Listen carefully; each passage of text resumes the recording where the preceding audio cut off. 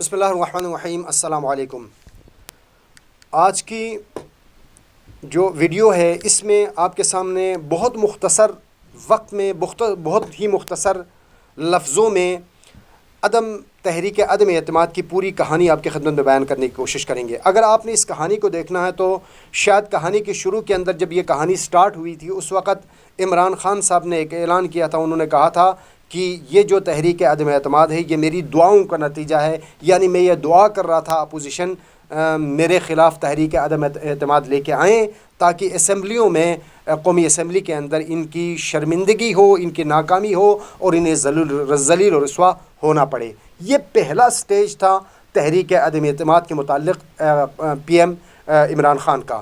پھر اس کے بعد جب یہ تحریک عدم اعتماد جب اب عروج پر پہنچی ہے تو اب کے بارے میں عمران خان صاحب بیان فرما رہے ہیں کہ یہ بیرونی سازش کا نتیجہ ہے، یعنی اب نہیں پتہ ان کا جو پہلا بیانیہ تھا وہ درست ہے یا یہ درست ہے۔ اس وقت ان کی دعا کی قبولیت کا نتیجہ تھا، اب یہ بیان کر رہے ہیں کہ یہ بیرونی سازش کا نتیجہ ہے۔ تحریک کے اعلان کے ساتھ ہی اب تیسرا جو مہم ترین پوائنٹ ہے وہ یہ ہے کہ جب یہ تحریک عدم اعتماد کا اعلان ہوتا ہے اس کے ساتھ ہی عمران خان صاحب نے جلسوں اور ریلیوں کا اعلان کیا۔ اس کا کیا مطلب ہے؟ اگر آپ کو اپنی کامیابی کا پتہ ہے تو پھر آپ کو جلسوں اور ریلیوں کی ضرورت پیش نہیں آنی چاہیے۔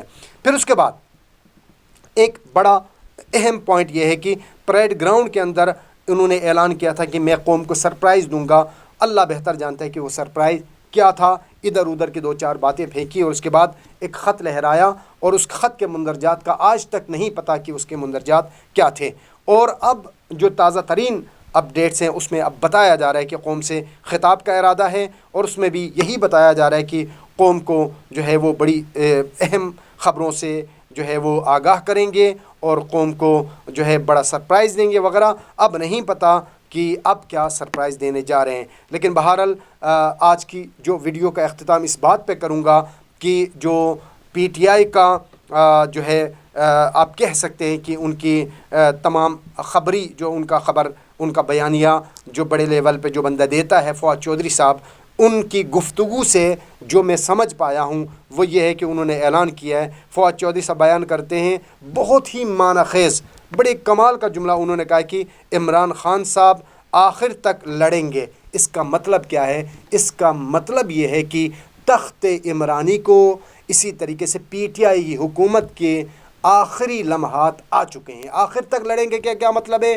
یعنی آخری لمحات آ پہنچے ہیں اور اس کے تخت کا زوال پہنچ چکا ہے اور تخت اپنے آخری مراحل میں داخل ہو چکے ہیں۔ بہرحال مکافات عمل ہے جب آپ اپنے قوم کے ساتھ مخلص نہیں ہوں گے، جب آپ اپنے قوم کے لاکھوں کے یا کم از کم ہزاروں کے مجمع کے اندر بیٹھ کر اپنی قوم سے یہ وعدہ کریں گے کہ میں خودکشی کروں گا لیکن آئی ایم ایف کے پاس نہیں جاؤں گا۔